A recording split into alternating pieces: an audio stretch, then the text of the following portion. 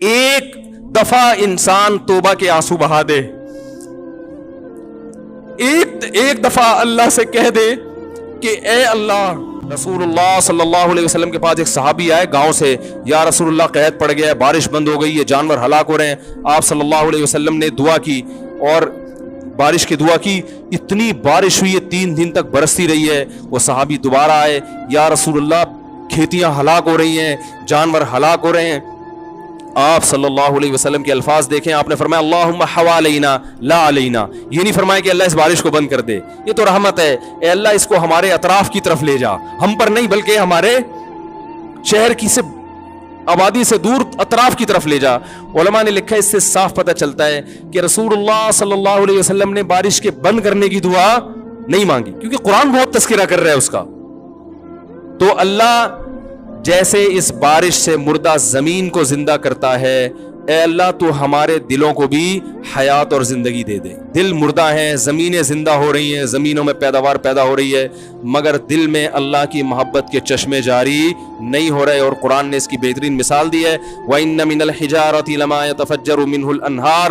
فرمایا کہ او اشد خشیہ, کہ ان کے دل پتھر سے بھی زیادہ سخت ہو چکے ہیں. پھر فرمایا پتھروں میں بھی تین قسم کے پتھر ہوتے ہیں کہ وَإِنَّ مِنَ الْحِجَارَةِ لَمَا يَهْبِطُ مِنْ خَشْيَةِ اللَّهِ, کہ بعض پتھر ایسے ہوتے ہیں جو پہاڑوں سے لڑک جاتے ہیں, یہ لڑکنے کے لیے بھی تیار نہیں ہے, اپنی جگہ پہ جامد ہوئے ہوئے ہیں. وَإِنَّ مِنْهَا لَمَا يَهْبِطُ مِنْ خَشْيَةِ اللَّهِ وَإِنَّ مِنْهَا لَمَا يَتَفَجَّرُ مِنْهُ الْأَنْهَارُ.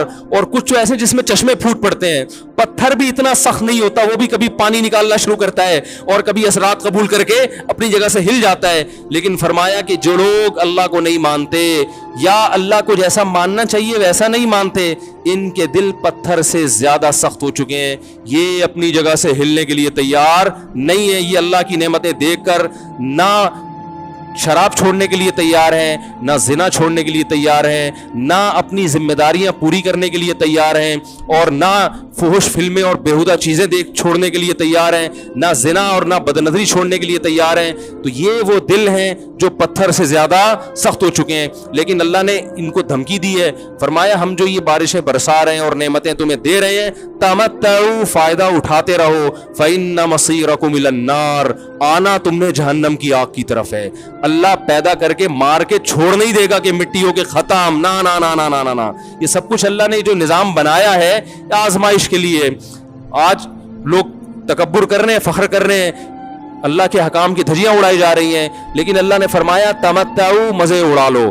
میں نے بتایا نا لبرل لوگ زیادہ مزے اڑاتے ہیں, بارش میں بغیر کپڑوں کے انجوائے کرتے ہیں. مولانا لوگ تو بیچارے تھوڑا کپڑوں کا خیال کر لیتے ہیں نا. تو اللہ فرماتے ہیں تمتعوا, بہت مزے اڑاؤ, شرابیں بھی پیو, زنا بھی کرو, حرام دوستی. جو شادی کی بات کرے اس پر تو بولو ہر وقت شادی شادی کرتا رہتا ہے ممبر پہ بیٹھ کے, لیکن زنا کرتے رہو بیٹھ کے, لڑکیوں سے حرام دوستیاں لگاتے رہو, یتیموں کا مال کھاتے رہو, بڑا بھائی چھوٹے بھائی کو وراثت نہ دے, انٹرنیٹ پر پوری رات ننگی فلمیں دیکھتے رہو بیٹھ کے, لڑکیوں سے اسکائپ پہ ویڈیو چیٹنگ کرتے رہو. اللہ فرماتے ہیں تمتعوا, مزے اڑاؤ جتنے اڑا سکتے ہو. ان مصيركم الى النار, آنا آگ کی طرف ہے, کیونکہ میں رب ہوں, میری سزا پھر میرے حساب سے ہوگی, تمہارے حساب سے نہیں ہوگی. وہ سزا مؤخر اس لیے کی ہے کہ بہت بڑی ہے, چھوٹی موٹی ہوتی تو اسی وقت 2 تھپڑ لگا کے چھوڑ دیتا.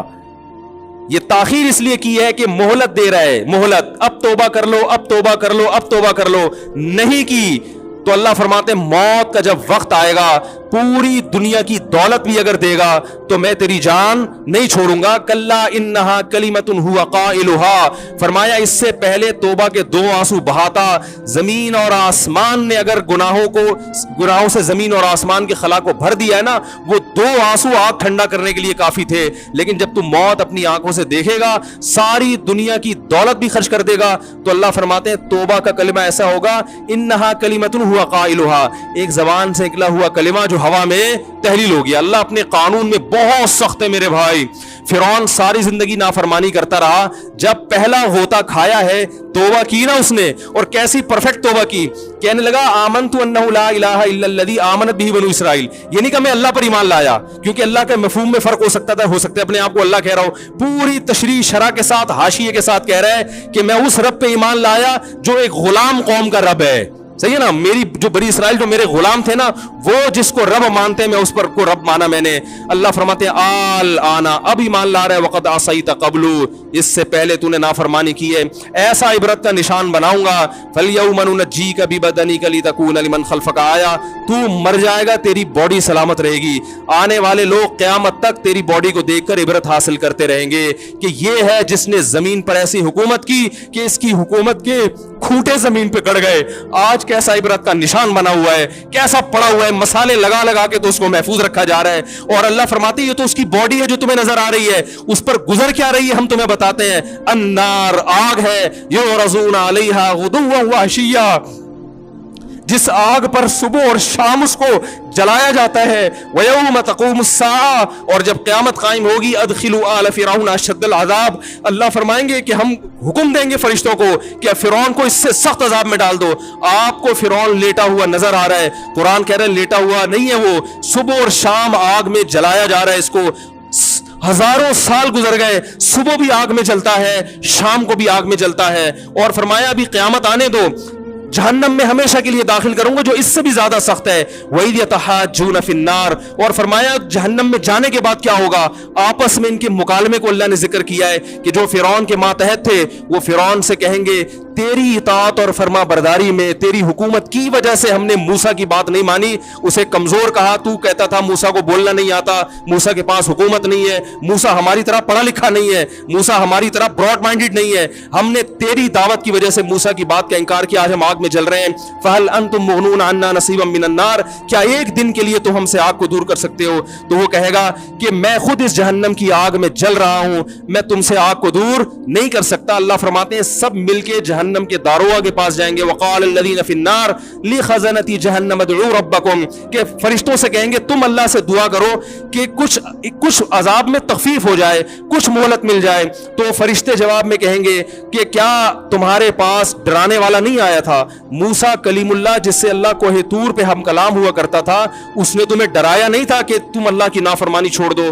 کہیں گے قالوا بلا, وہ کہیں گے ضرور. اللہ فرمائیں گے پھر اعلان ہوگا فدعوا وما دعاء الکافرین الا فی ضلال, فرشتے کہیں گے اللہ نے ہم پر پابندی لگائی ہے تمہاری سفارش کرنے پر, تم خود اللہ کو پکارو. اللہ فرماتے آج ان کی پکار بیکار جائے گی, کوئی اسے سننے والا نہیں ہوگا. دیکھو جب تک جسم میں روح ہے, ایک دفعہ انسان توبہ کے آنسو بہا دے,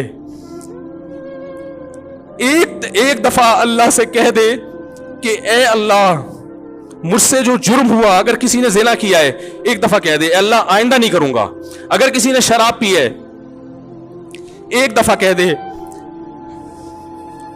کہ اے اللہ آئندہ نہیں پیوں گا. اگر کسی نے اپنے والدین کو ستایا ہے ایک دفعہ کہہ دے اے اللہ آئندہ نہیں ستاؤں گا. اگر کسی نے وراثت کھائی ہے ایک دفعہ کہہ دے اللہ حق واپس کروں گا, آئندہ کسی کا حق نہیں دباؤں گا. اگر کسی نے انٹرنیٹ پر بیہودہ فحش فلمیں دیکھی ہیں ایک دفعہ کہہ دے اللہ دیکھ چکا آئندہ بولو بھائی نہیں دیکھوں گا. اللہ فرماتے ہیں اس کے کہنے میں تاخیر ہو سکتی ہے.